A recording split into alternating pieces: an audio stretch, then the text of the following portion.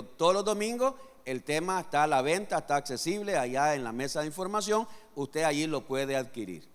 Ok, entonces hoy, mis hermanos, vamos a orar primero. Vamos a pedirle al Señor que nos ayude. Padre, una vez más quiero acercarme, Dios, al trono de gracia para reconocer, Señor, que es usted el que nos da sabiduría, inteligencia, discernimiento, que es usted, Señor, el que nos ayuda a poder expresar la palabra, tu palabra. Es usted, Señor, el que me ayuda cada vez que vengo a este lugar o donde quiera que pueda compartir tu palabra. No lo hago, Señor, porque sea un experto, lo hago porque usted está conmigo, usted es el que me ayuda, usted es el que me abre mi entendimiento, usted es el que me da sabiduría, usted es el que me ayuda a hablar con denuedo, usted es el que pone en mí el querer y el hacer. Dios mío, encomiendo mi vida, encomiendo mi alma, encomiendo todo mi ser, Señor, para que uses mi vida para ser de bendición a esta congregación.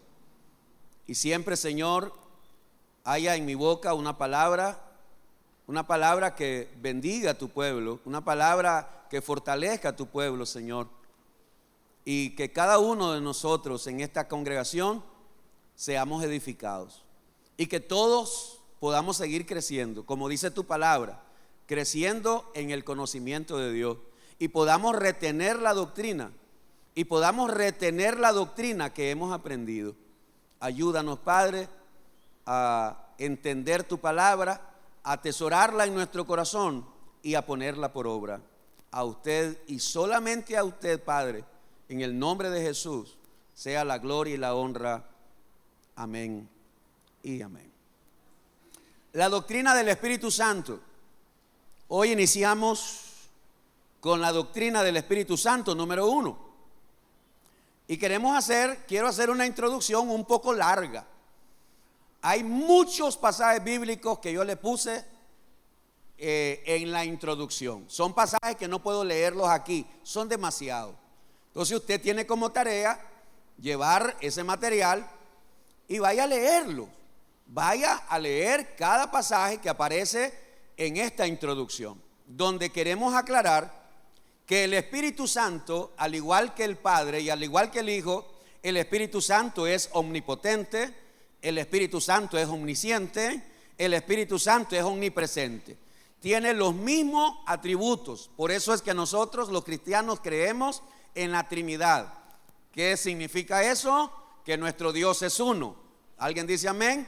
Nuestro Dios es uno y eso lo hemos explicado, ya lo explicamos cuando hablamos de la Trinidad del Señor, hablamos de eso. Pero nuestro Dios, la Biblia dice que Él es Padre, es Hijo y es Espíritu Santo. Y ese es un misterio. La Biblia le llama el misterio. Y entonces nosotros lo que tenemos que hacer es creer que nuestro Dios es uno, pero Él se ha manifestado en 3 personas, en Padre, en Hijo y el Espíritu Santo.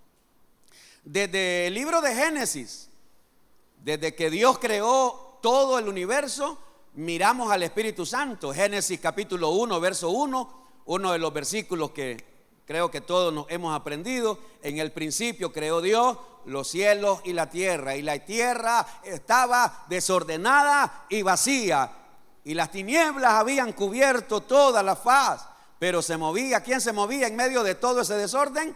El Espíritu Santo. ¿Quién se movía en medio de las tinieblas? El Espíritu Santo. Ahí estaba el Espíritu Santo desde el inicio de la creación, desde que todo comenzó. Ahí estaba el Espíritu Santo. El Espíritu Santo en el Antiguo Testamento no habitaba en las personas como hoy. No, Señor. El Espíritu Santo no habitaba en las personas. El Espíritu Santo venía. Por ejemplo, yo le puse allí el ejemplo de un hombre llamado Bezaleel. Bezaleel era un artesano, un hombre creativo. Y dice la Biblia que el Espíritu Santo lo llenó y le dio sabiduría para hacer todas las cosas que había que hacer para el tabernáculo. Todo, los diseños, la creatividad de todas las cosas. El Espíritu Santo le dio sabiduría.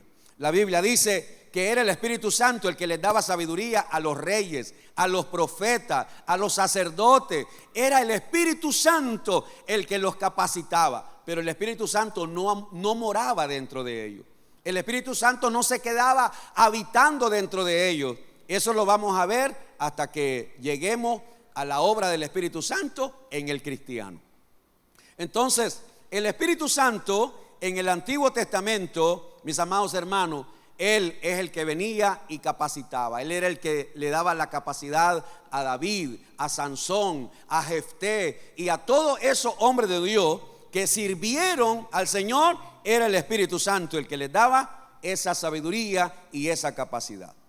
También ya lo vimos en la doctrina de las Sagradas Escrituras, pero yo lo volví a poner allí. ¿Quién fue el que inspiró todo este libro, hermano? El Espíritu Santo. Eso también se lo vuelvo a poner aquí en este bosquejo. Es el Espíritu Santo el que inspiró a los hombres para que escribieran este sagrado libro. Es el Espíritu Santo el que puso en el vientre de María aquella semilla para que naciera el Salvador. Fue el Espíritu Santo el que estuvo en el bautismo de Jesús. Fue el Espíritu Santo el que estuvo con Jesús en el desierto. Fue el Espíritu Santo el que lo ungió para hacer milagros. Fue el Espíritu Santo el que estuvo allí el día de la resurrección. El ministerio de Jesucristo estuvo el Espíritu Santo desde el inicio hasta el final, mis amados hermanos. El Espíritu Santo, Él ha estado haciendo su obra. Pero hoy nos vamos a concentrar en una de esas obras que hace el Espíritu Santo. Vaya conmigo, por favor. Vaya conmigo, por favor, a Juan capítulo 16. Los que tienen el bosquejo, ahí tienen el pasaje. Los que no tienen el bosquejo, va a tener que ir a la Biblia y allí usted va a leer Juan capítulo 16, versos 7 y 8. Hoy vamos a hablar acerca de la obra del Espíritu Santo en el inconverso. La obra del Espíritu Santo en las personas inconversas. Necesitamos entender que la obra que hoy hace el Espíritu Santo en el inconverso es una cosa. La obra que hace el Espíritu Santo en el cristiano es otra cosa. Entonces tenemos que separarlo. Y hoy yo quiero compartir con ustedes la obra del Espíritu Santo en el inconverso. Juan capítulo 16, versos 7 y 8 dice la palabra de Dios. Pero yo digo la verdad, os conviene que yo me vaya, porque si no me fuera, el Consolador no vendría a vosotros, mas si me fuere, os lo enviaré. Verso 8, si lo puede leer conmigo, ¿qué dice? Y cuando Él venga, oiga, cuando el Espíritu Santo venga, ¿qué va a venir a hacer?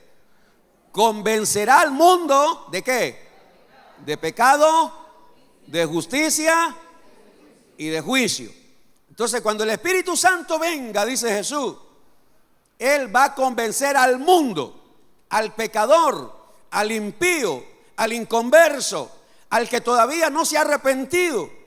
El Espíritu Santo lo va a convencer de tres cosas: de su pecado, de la justicia de Cristo y del juicio venidero. Entonces, vamos a desarrollar esta enseñanza de la siguiente manera. Vaya conmigo y vamos a poner el primer ejemplo. Hechos capítulo 2, versos 36 al 42. Vamos a leer este pasaje para poner el primer ejemplo. ¿Cómo el Espíritu Santo puede convencer al pecador? Bueno, lo convence a través de la palabra escrita o la palabra predicada. Entonces, en Hechos, capítulo 2, versículo 36 al 42, vamos a leer cuando Pedro está predicando, lleno del Espíritu Santo, y está predicando a una multitud de gente que unos mes y medio, más o menos, creo yo, porque Jesús había estado 40 días después de resucitar, después se fue. Entonces podría ser tal vez un mes y medio, 2 meses después que Cristo murió o lo crucificaron. Pedro predica este mensaje. Y entonces dice, oiga lo que dice, Hechos 2:36. Sepa pues, esto lo está diciendo Pedro, sepa pues, ciertísimamente, toda la casa de Israel, que este Jesús, a quien vosotros crucificasteis, Dios le ha hecho Señor y Cristo. Al oír esto, se compungieron de corazón. ¿Quién los estaba compungiendo? ¿Pedro o el Espíritu Santo? El Espíritu de Dios estaba compungiendo, redarguyendo. Y entonces dice, versículo 37, al oír esto se compungieron de corazón y dijeron a Pedro y a los otros apóstoles, varones hermanos, ¿qué haremos? Pedro les dijo, ¿qué les dijo? ¿Qué les dijo? Arrepentíos. Mire que no les dijo, Dios los va a bendecir. No, les dijo, hay que arrepentirse. Arrepentíos. ¿Y qué más les dijo? Y bautícense cada uno de vosotros en el nombre de Jesucristo para perdón de los pecados y recibiréis el don del Espíritu Santo. Porque para vosotros es la promesa y para vuestros hijos y para todos los que están lejos, para cuantos el Señor nuestro Dios llamare.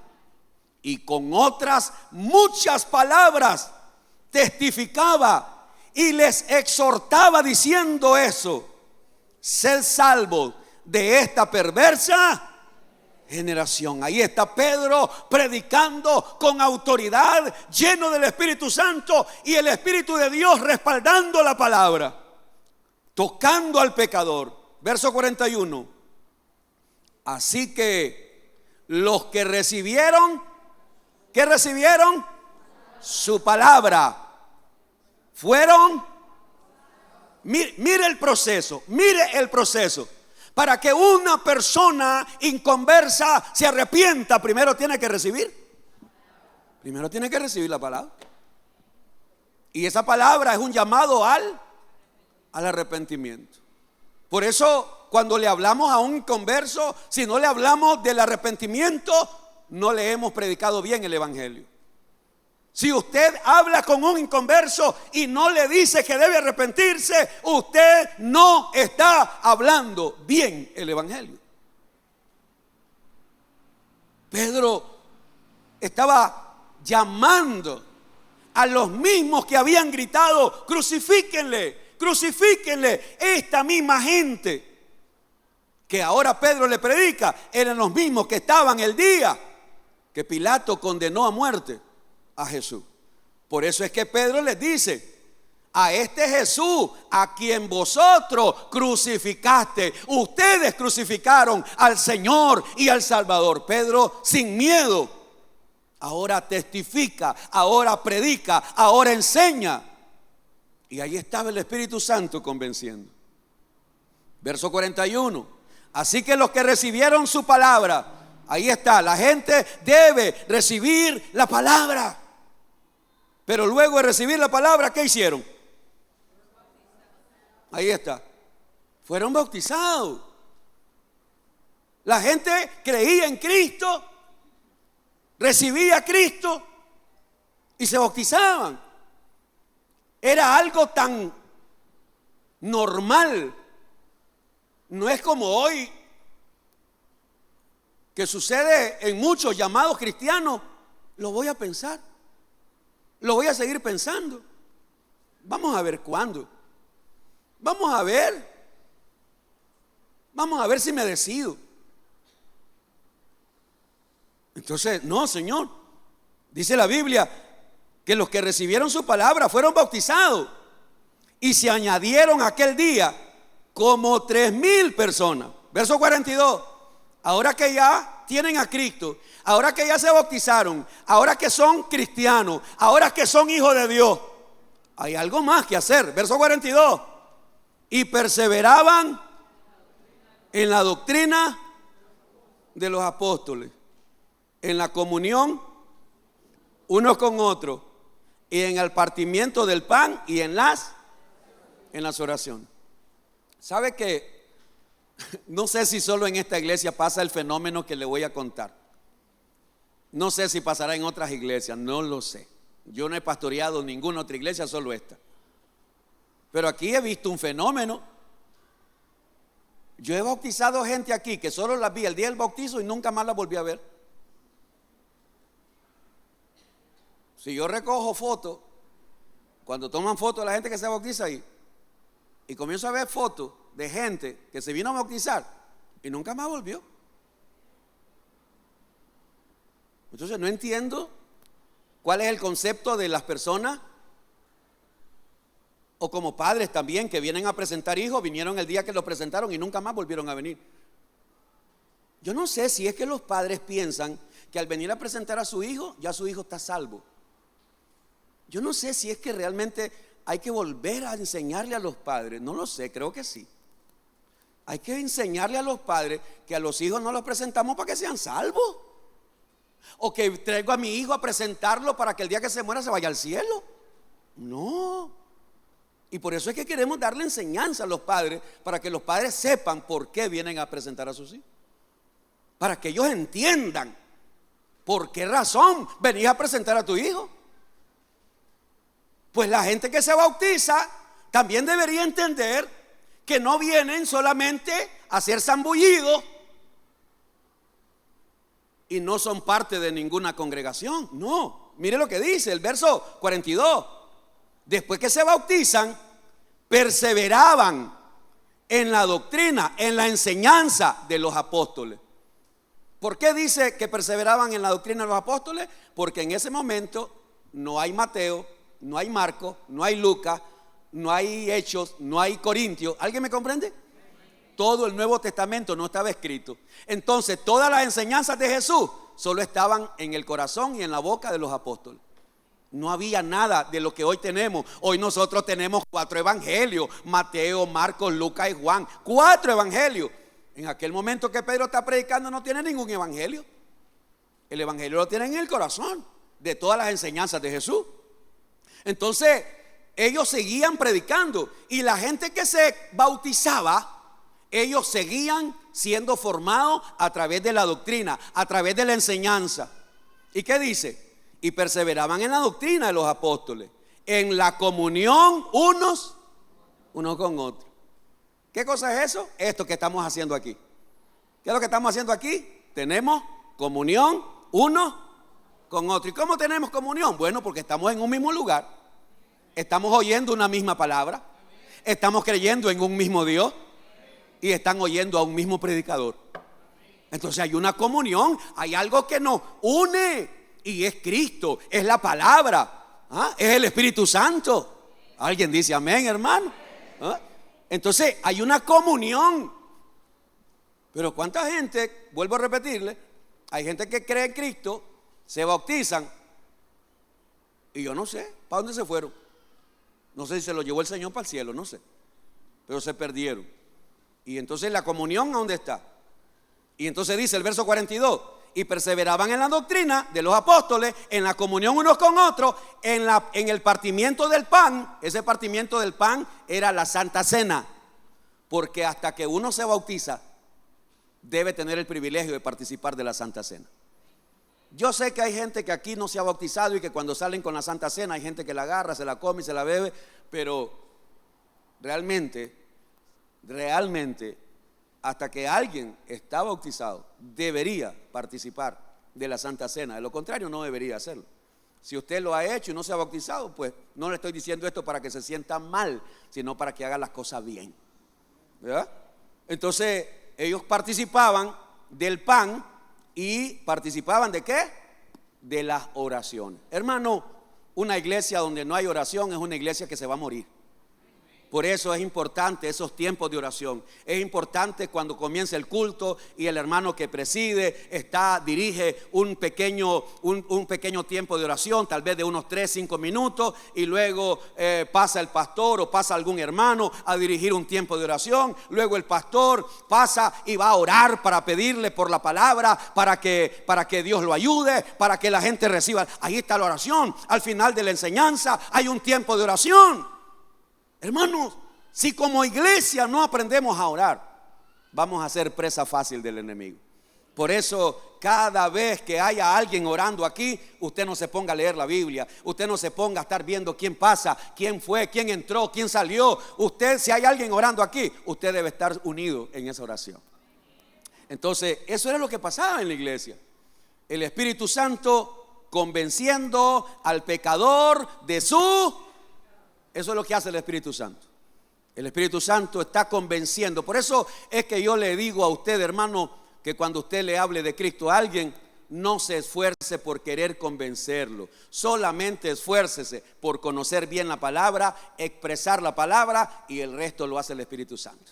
Es el Espíritu Santo. Y si alguien no quiere, y si alguien rechaza, porque hay gente que rechaza rotundamente al Señor. Hay gente que aunque el Espíritu Santo de Dios lo está redarguyendo, incluso, hermano, yo he visto gente llorar tocada por el Espíritu Santo y dicen: no, yo no voy a cambiar mi religión por esto. He visto gente llorar, pero de una manera impresionante, porque el Espíritu Santo los toca, los redarguye, los convence de su pecado, pero su religiosidad no los permite. Y dicen: yo no cambio mi religión, yo no voy a cambiar mi iglesia, yo no voy a cambiar de lo que me enseñaron a mí. Y entonces hay personas que prefieren y rechazan al Espíritu Santo, resisten al Espíritu Santo. Pero ahí está Él convenciendo al pecador. Y no solamente al pecador o al inconverso. El Espíritu Santo de Dios está convenciendo a aquellos que andan descarriados. Sí, porque hay muchos cristianos que andan descarriados. Hay muchos hermanos que un día estuvieron fielmente al Señor, pero luego en el camino se descarriaron. Pero ahí están en la iglesia, están asistiendo, pero andan mal, andan descarriados, andan desordenadamente. Pues ahí está el Espíritu Santo convenciéndolos que deben ordenar su vida. Número dos, el Espíritu Santo convence al pecador de la justicia de Jesucristo. Oiga bien, el Espíritu Santo convence al pecador de la justicia de Jesucristo. ¿Qué significa eso, hermano? Significa que no hay hombre justo en esta tierra, solo Cristo. Que no hay un hombre íntegro en esta vida. El único hombre íntegro que pisó esta tierra fue Jesucristo.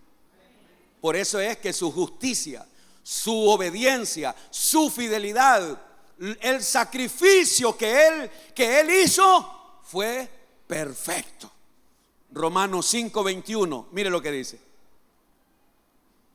Romanos 5:21, mire lo que dice. Para que así como el pecado reinó para muerte, así también la gracia reine por la justicia. Oiga, la gracia reine por la justicia para vida eterna mediante Jesucristo, Señor nuestro. No es porque el pecador merezca ser salvo. No, es por la gracia, es por la justicia que Jesucristo cumplió en esta tierra, mis hermanos. Todos, mire, porque el hombre lo quiere negar, es una cosa, pero todos los seres humanos saben, todos lo saben, todo. El más bruto que haya, si es que hay brutos, pero creo que Dios no hizo bruto, Dios los hizo a todos inteligentes.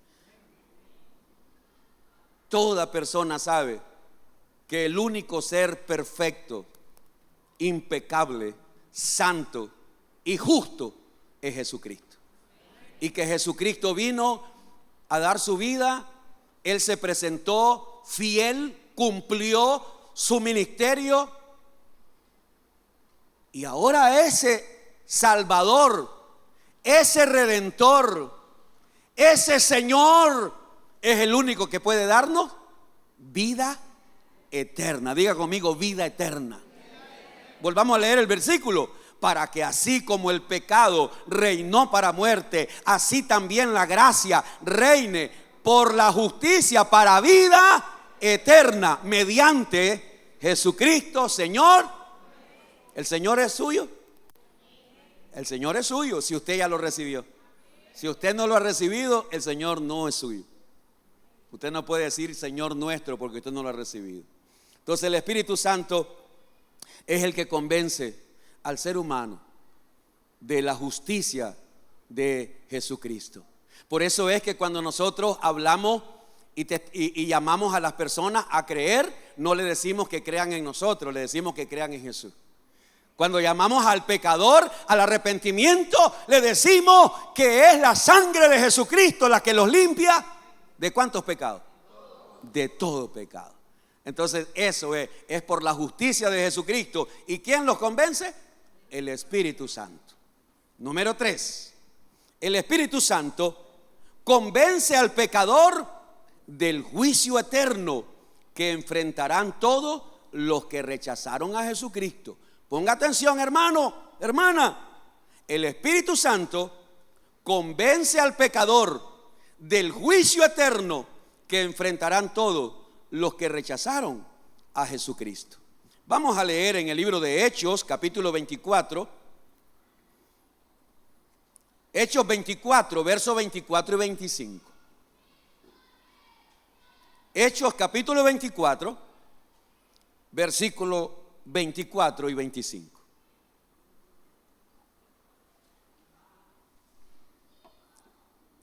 El apóstol Pablo estaba preso por predicar de Cristo. Y un día un gobernante romano llamado Félix, con Drusila, su mujer, quiso oír a Pablo. Parece que este hombre había oído hablar de Pablo y dice: tengo curiosidad, quiero oír, quiero que me predique, quiero saber de qué predica este hombre. Y mire lo que pasó. Hechos 24, 24. Algunos días después, viniendo Félix con Drusila, su mujer, que era judía, llamó a Pablo y le oyó acerca de la fe en Jesucristo. Pero al disertar, al predicar, al enseñar Pablo acerca de la justicia, oiga, Pablo le predicó de la justicia de Cristo, el único justo, el único santo, el único perfecto. Y luego le predicó ¿de qué? Del dominio propio. Porque toda persona que cree en Cristo y lo recibe debe entender que ahora que es hijo de Dios debe tomar dominio de su vida. Que ya no debe vivir la vida como le da la gana. No, ahora que estoy en Cristo, ahora que Cristo me salvó, debo entender que Dios me ha dado dominio propio. ¿Para qué? Para apartarme del pecado. Entonces Pablo predicó de la justicia, del dominio propio. ¿Y de qué más le predicó? Del juicio venidero. Aunque aquí solo está haciendo la palabra un resumen de las 3 cosas que predicó Pablo. Y entonces dice: Félix se espantó. ¿Alguien está aquí todavía conmigo? Félix se asustó, se sorprendió, se puso, bueno, todo lo que usted quiera pensar ahí. Se espantó y dijo: ahora vete, pero cuando tenga oportunidad te llamaré. Le voy a contar lo que pasó de una manera sencilla y breve. Félix quiere oír a Pablo. Pablo tiene la oportunidad de predicar y aprovecha su oportunidad para hablar de la justicia de Cristo, del sacrificio de Cristo como el único Salvador. Pero luego Pablo tiene que decir que toda persona que recibe a Cristo debe santificarse. debe vivir en santidad, debe ser obediente. Pero si no lo eres, si quieres vivir un cristianismo a tu manera, entonces también tengo que decirte que un día va a haber un juicio. Y en ese juicio será un juicio para condenación. Será un juicio donde no habrá salida. Será un juicio para toda la vida. Será un juicio para generación a generación. Será un juicio donde habrá dolor, crujir de dientes. Será un juicio de tormento. Será un juicio de la ira de Dios. Y Pablo tuvo que haber dado explicación. Pablo tuvo que haber desarrollado lo que significa, lo que era el juicio de Dios. Al punto que aquel gobernante romano se asusta, se aterroriza, se espanta. ¿Quién lo convenció que iba a haber un juicio? ¿Quién lo convenció, Pablo o el Espíritu Santo? El Espíritu Santo convenció a ese hombre llamado Félix. Lo convenció. El Espíritu Santo lo redarguyó. El Espíritu Santo le hizo saber que verdaderamente ese juicio iba a llegar. Pero él, en lugar de arrepentirse, Félix, en lugar de arrepentirse, en lugar de tomar la decisión de aceptar a Cristo, el hombre, vete, ahora vete. Eso que me enseñaste me da horror. Y eso es lo que hace mucha gente cuando se le habla del infierno, o se le habla del castigo eterno, o se le habla de la condenación eterna. Cuando la Biblia dice que de los sepulcros todos nos vamos a levantar y unos saldrán para vida eterna con Cristo, y muchos de la gente que se va a resucitar saldrán para vida, pero para condenación eterna. Y eso es lo que la gente no quiere oír, no quiere entender, porque ellos creen que eso los predicadores lo decimos para meter en miedo. Lo que pasa es que el pastor quiere meter en miedo para que yo acepte a Cristo. Yo no te quiero meter en miedo. Yo solamente te voy a decir lo que la Biblia dice: que hay un infierno, y que el infierno ni siquiera es el juicio eterno. El juicio eterno es el lago de fuego. Ese es el juicio eterno, el lago de fuego. Y aunque mucha gente lo quiera hoy ignorar, y aunque algunos de ustedes que están aquí lo quieran ignorar, el Espíritu Santo te ha redarguido, el Espíritu Santo te lo ha dicho, el Espíritu Santo te lo ha señalado. Pero como tú no te quieres corregir, tú no quieres cambiar, tú no quieres dominarte, tú no quieres tomar dominio de tu propia vida para decir: ya no debo seguir pecando, ya no debo seguir viviendo la vida a mi manera. Entonces un día no solo te vas a espantar, un día vas a sufrir las consecuencias si no te arrepientes a tiempo. Entonces el Espíritu Santo convenció a Félix de ese juicio eterno. Por favor, lea conmigo Romanos 2, capítulo 2, verso 5. Romanos capítulo 2, verso 5, por favor. Romanos capítulo 2, verso 5. Mire lo que dice la palabra de Dios. Me gustaría que usted me acompañara a leerlo. Me gustaría que usted me acompañara a leer esto. Dice la palabra de Dios: pero por tu dureza y por tu corazón no arrepentido, atesoras para ti mismo ira para el día de la ira y de la revelación ¿de qué? Del justo juicio de Dios. ¿Cómo va a ser ese juicio de Dios? Justo, porque es lo que cada quien merece. Es justo. Aquellos que rechazaron a Jesús, ese juicio eterno será justo para aquellos que le dieron la espalda a Jesús. Ese juicio eterno va a ser justo para aquellos que prefirieron disfrutar del mundo, el placer, el deleite, antes que cargar la cruz. Será justo. Pero no es Dios el que quiere esa condenación, porque este versículo dice: por tu dureza y por tu corazón no. Entonces Dios no dice: yo te quiero mandar al infierno. Dios no dice eso. Dios no está diciendo: yo lo que quiero es que te condenes. Dios no está diciendo eso.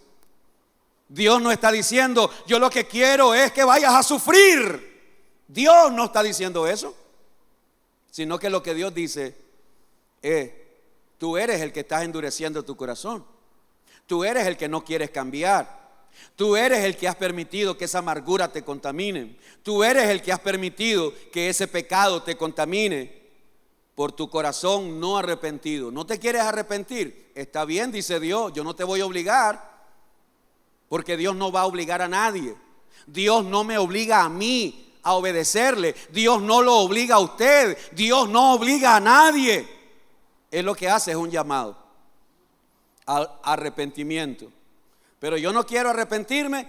Entonces yo estoy atesorando. Yo estoy atesorando para mí mismo. Así lo dice la Biblia. Estás atesorando para ti mismo ira, para el día de la ira y de la revelación del justo juicio de Dios. Ahí está el Espíritu Santo, convenciendo del pecado, convenciendo de la justicia de Cristo y convenciendo de que hay un juicio.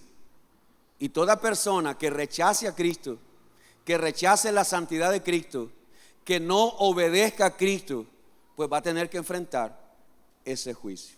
Y por último, en Juan capítulo 3, verso del 1 al 8, encontramos que el Espíritu Santo es el que puede darnos un nuevo nacimiento. El Espíritu Santo es el único que puede darnos a nosotros una nueva vida, un nuevo nacimiento, y esto lo dijo el mismo Señor Jesucristo. Juan capítulo 3 del 1 al 8 dice así: había un hombre de los fariseos que se llamaba Nicodemo, un principal entre los judíos. Este vino a Jesús de noche y le dijo: Rabí, sabemos que has venido de Dios como maestro, porque nadie puede hacer estas señales que tú haces si no está Dios con él. Respondió Jesús y le dijo: de cierto te digo, que el que no naciere de nuevo no puede ver el reino de Dios. Nicodemo le dijo: ¿cómo puede un hombre nacer siendo viejo? ¿Puede acaso entrar por segunda vez en el vientre de su madre y nacer? Respondió Jesús: de cierto te digo, que el que no naciere ¿de qué? De agua y del Espíritu, no puede entrar en el reino de Dios. Lo que es nacido de la carne, carne es, y lo que es nacido del Espíritu, Espíritu es. No te maravilles de que te dije: os es necesario nacer de nuevo. El viento sopla de donde quiere y oye su sonido, mas ni sabe de dónde viene ni a dónde va. Así es todo aquel que es nacido del Espíritu. Jesucristo le dio esta gran enseñanza a un religioso, a un fariseo, a un maestro, y el Señor Jesús lo confrontó. Según se cree que Nicodemo se arrepintió, porque en la muerte de Jesús, Nicodemo en la Biblia se le llama que era uno de sus discípulos escondido, o ¿cómo se dice? Secreto, uno de los discípulos secretos. Nicodemo, dice la Biblia, junto con otra persona, agarraron el cuerpo de Jesús, le echaron las cosas que ellos usaban para llevarlo a enterrar, a sepultar. Y la Biblia dice que ahí estuvo Nicodemo. Se cree que Nicodemo aceptó a Cristo, nació de nuevo. Se cree que Nicodemo llegó a ser uno de los discípulos de Jesucristo, ¿verdad? Eso es lo que se cree por el hecho de que él estuvo el día de su sepultura y estuvo allí sepultando el cuerpo de Jesús. Nacer de nuevo. Jesucristo dijo que el que podía hacer esa obra era el Espíritu Santo. Era el poder del Espíritu Santo, un nuevo nacimiento. Ningún ser humano puede nacer por sí mismo. Ningún ser humano puede nacer por sí mismo, tanto en lo natural como en lo espiritual. No puede nacer por sí mismo. Yo no vine a este mundo por mí mismo. No, Señor. Sencillamente yo nací. ¿Por qué? Porque un hombre y una mujer se unieron. Dios me creó y vine a este mundo. Un nacimiento. Pero ese nacimiento fue de la carne. Pero cuando ya somos adultos, cuando ya venimos a entender lo bueno y lo malo, cuando ya venimos a entender lo que a Dios le agrada, cuando ya venimos a entender que la vida religiosa no va a salvar a nadie, y lo que Jesús le estaba diciendo a Nicodemo es: tu religión no te va a salvar, Nicodemo. Tus prácticas, tus ritos no te van a salvar, Nicodemo. ¿Cómo le ruego a Dios yo que le abriera la mente a tanta gente religiosa que creen que su religión los va a salvar? Y aquí tenemos el mejor de los ejemplos. Nicodemo, un maestro de la ley, un hombre que se vestía intachable desde la cabeza hasta los pies, un hombre que andaba un cinto en la frente, y aquí en la frente tenía algo que decía santidad a Jehová. Tenía cositas aquí en las manos donde andaban los 10 mandamientos, en el cinturón que usaba aquí. Y ese hombre tenía una vida religiosa, y que todo el mundo, cuando lo miraba en la calle a Nicodemo, lo saludaban como rabí, maestro, rabí. Y Jesús le dice: si no naces de nuevo, Nicodemo, si no naces de nuevo, ni verás el reino ni entrarás en él. ¿Cómo quisiera que todos nos uniéramos a orar todos los días, a pedir que Dios le abra el entendimiento a la gente religiosa? Deberíamos de orar por nuestros familiares que están ciegos en su vida religiosa, por nuestros amigos, por nuestros familiares, por nuestros vecinos, por la gente de nuestra ciudad de Granada, que es una de las ciudades más religiosas de Nicaragua. Pero no hay nada imposible para el Señor.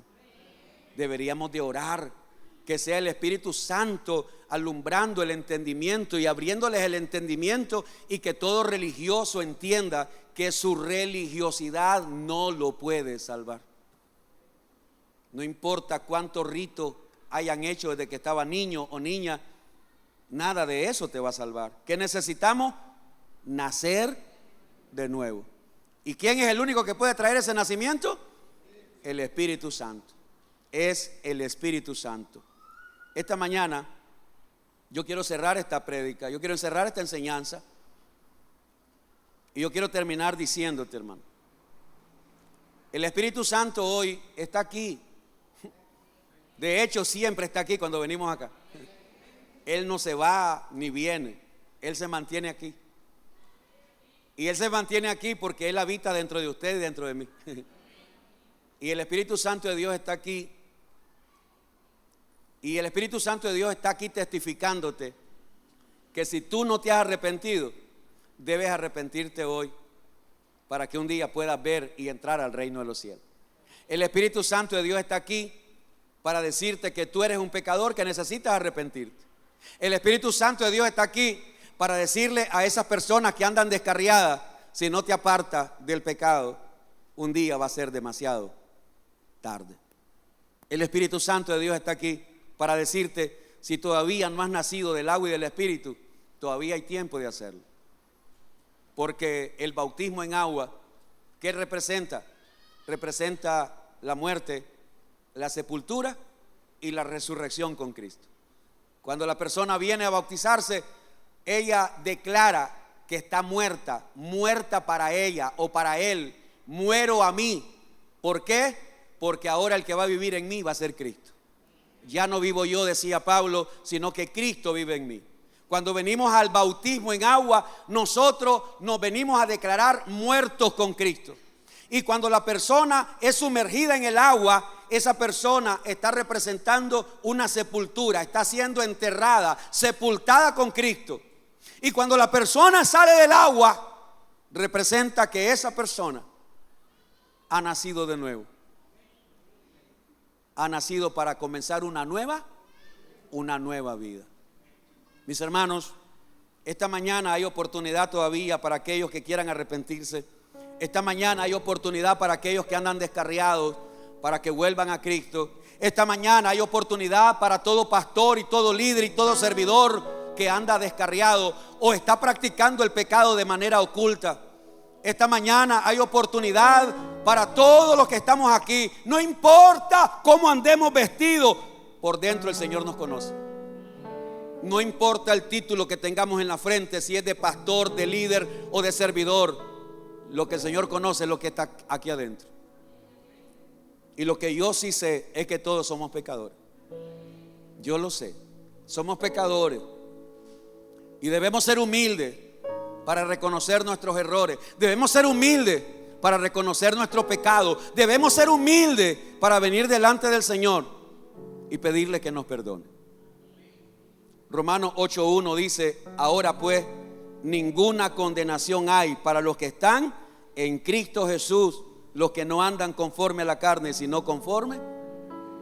Ya no hay condenación cuando alguien se arrepiente, se aparta del pecado y anda en Cristo. Padre, yo quiero darte gracias esta mañana por el privilegio que me diste, Señor, de predicar esta palabra.